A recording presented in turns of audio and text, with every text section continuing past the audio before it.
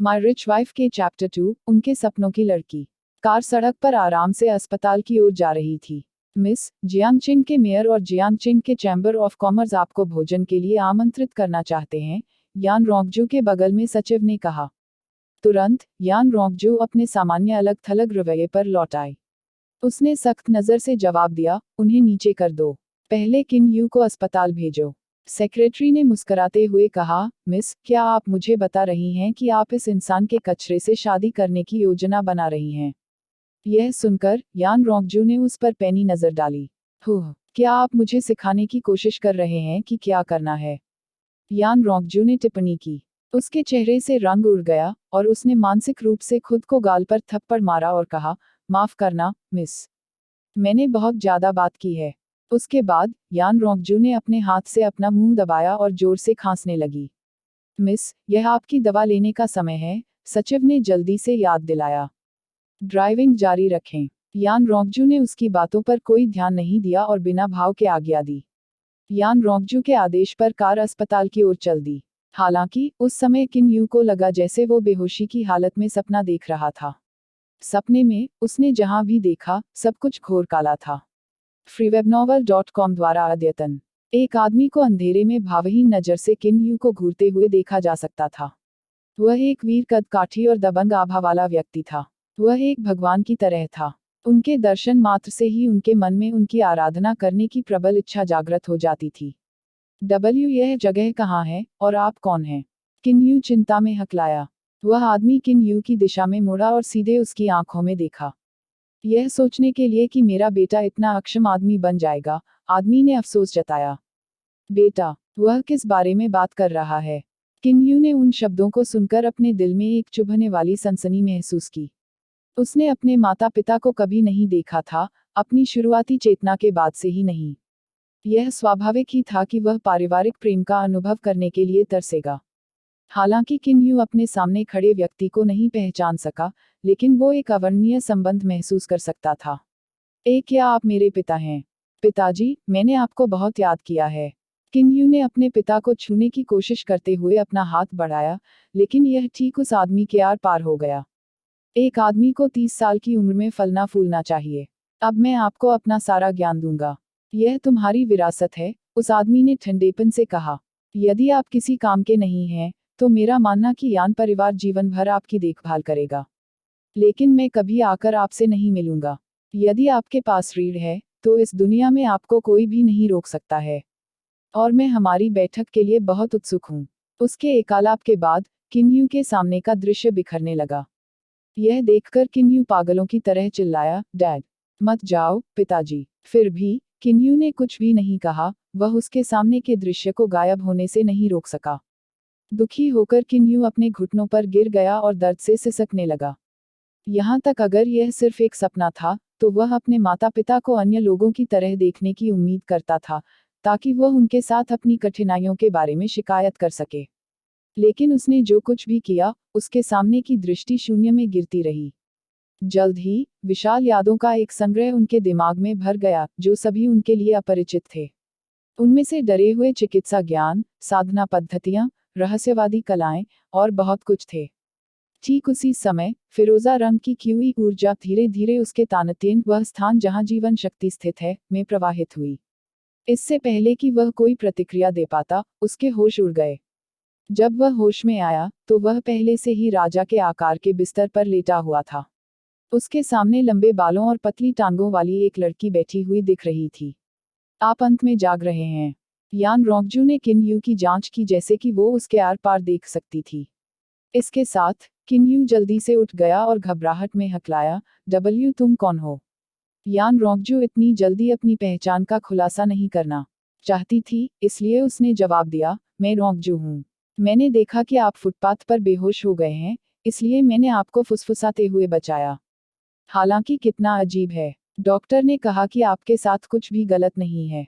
यान रोंगजू की आंखें चमक उठी जैसे ही उसने अपने सामने वाले व्यक्ति को उत्सुकता से देखा।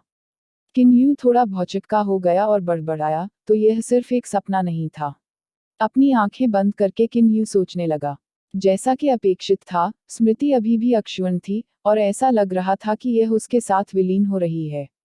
यह अद्भुत था। यहाँ तक उसके तानतेन के अंदर की चीमें भी फैलाव का कोई संकेत नहीं दिखा। तो यह सब वास्तविक है। किन्यू के दिल में आशा की एक किरण जगी जो उस क्षण तक निराशा से भरी थी।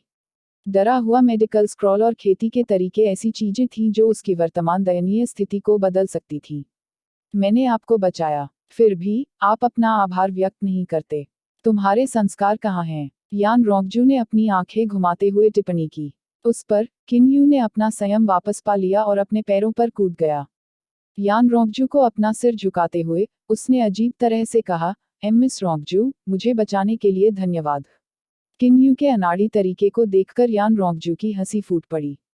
किसी अज्ञात कारण से उसने किसी तरह अपने सामने मूर्ख आदमी को थोड़ा प्यारा पाया। ठीक है, इसे पसीना मत करो, मैं बस तुम्हारी टांग खींच रहा था। यान रोंगजू ने अपना हाथ हिलाया। बोलने के बाद यान रोंगजू ने अपना मुंह ढक लिया और जोर से खांसने लगी। तभी डॉक्टर के झांसे में एक आदमी आया। मिस, आपको अपनी दवा लेनी चाहिए। डॉक्टर ने अपने हाथ में एक मेडिकल बॉक्स ले जाने का सुझाव दिया। यान रोंगजू ने सिर हिलाया। मेज पर एक गिलास गर्म पानी रखा था। फिर डॉक्टर ने डिब्बे से दवा से भरी एक मेज निकाली। यान रोंगजू को देखते हुए किन्यू के दिमाग में पवित्र मेडिकल स्क्रॉल से अनगिनत ज्ञान कौंध गया। किन्यू जो हो रहा था उसे लेकर थोड़ा उत्साहित हुए बिना नहीं रह सका। कुछ हिचकिचाहट के बाद वह आगे बढ़ा और पूछा, मिस रोंगजू, क्या आपकी तबीयत ठीक नहीं है? अपनी आंखों के कोनों से किन्यू को देखते हुए यान रोंगजू ने लापरवाही से उत्तर दिया, हाँ, मुझे युवावस्था से ही अस्थमा है। दमा। अस्थमा के इलाज के तरीके तुरंत किन्यू के दिमाग में आ गए। फिर भी किन्यू ने बोलने की हिम्मत नहीं की क्योंकि उसमें आत्मविश्वास की कमी थी। वह वहीं पर जड़ जमा हुआ था। उसने देखा कि यान रोंगजू ने मेज पर रखी सभी दवाओं को निगल लिया था। फिर भी सभी गोलियां लेने के बाद भी यान रोंगजू के लक्षणों में सुधार नहीं हुआ।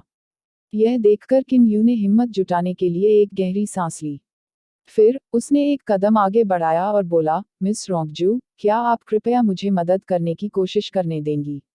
मैं आपकी बीमारी का इलाज कर सकता हूँ। उसके शब्दों को सुनने के बाद यान रोंगजू की सुंदर आंखों में विस्मय का एक संकेत कौंध गया। थोड़ी देर बाद वह हंसी, मुझे दमा है।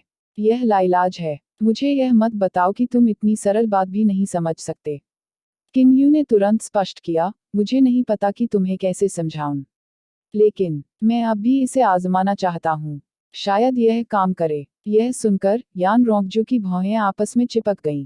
साइड में खड़े डॉक्टर ने उपहास किया, अरे यार, तुम तो डॉक्टर भी नहीं हो। तो मुझे बताओ, तुम इसे कैसे ठीक करने की योजना बना रहे हो? एक बार किन्यू का चेहरा उसके कानों तक लाल हो गया। वह हचकचाकर खड़ा हो गया। मैं तुम जैसे लोगों को देखकर थक गया हूँ। तुम बस मिस रोंगजू के पीछे भाग रही हो, उसका फायदा उठाने की कोशिश कर रही हो, डॉक्टर ने जोड़ा। यदि मेरा अनुमान पैसे पर सही है, तो आपके उपचार में त्वचा को छूना शामिल है ना? किन्यू के मुंह में अफरा तफरी मच गई। गोली काटते हुए उसने जवाब दिया, आप सही कह रहे हैं। हा हा हा, आप देखिए, मिस, यह आदमी और कुछ नहीं बल्कि एक लंपट मैल है, डॉक्टर ने उपहास किया। यान रोंगजू की अभिव्यक्ति उदास हो गई।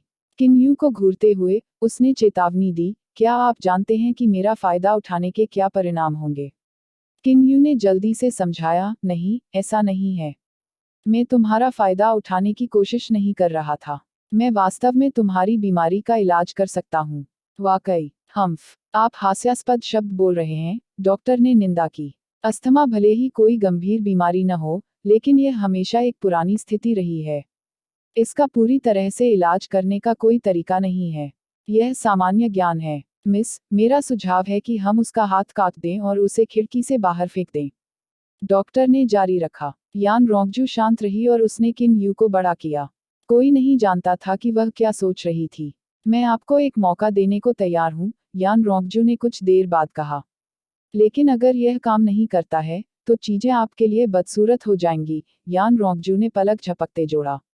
यह जानने के बावजूद कि यान रोंगजू किसी के साथ छल करने वाली नहीं थी, उस समय किन्यू आत्मविश्वास से भरी हुई थी। इसके अलावा वह परीक्षण करने और यह देखने के लिए इंतजार नहीं कर सकता था कि डरे हुए मेडिकल स्क्रॉल का ज्ञान वैध था या नहीं। ठीक है, किन्यू ने जोर से सिर हिलाया। मिस, क्या तुम सच में उस पर भरोसा करना चाहती हो? यह सबके लिए स्पष्ट है कि वह न्याय है। बंद करना। इससे पहले कि डॉक्टर अपनी लाइनें पूरी कर पाता, यान रोंगजू ने फटकार लगाई। तुरंत डॉक्टर चुप हो गया। वह बिना कुछ कहे किनारे पर खड़ा हो गया, भले ही अनिच्छा से। क्या मुझे कुछ करना है, डॉक्टर किन? यान रोंगजू ने चंचल स्वर में पूछा। यह सुनकर किन वाई का चेहरा खिल उठा और बुदबुदाया, मुझे अपना हाथ तुम्हारे सीने पर रखना होगा। किन यू के बोलने के बाद, उसका चेहरा उसकी गर्दन तक लाल हो गया था। किन यू ने अपना सिर नीचे कर लिया और यान रोंगजू के अच्छे क्लीवेज ले लिए। यह देखने में आकर्षक दृश्य था।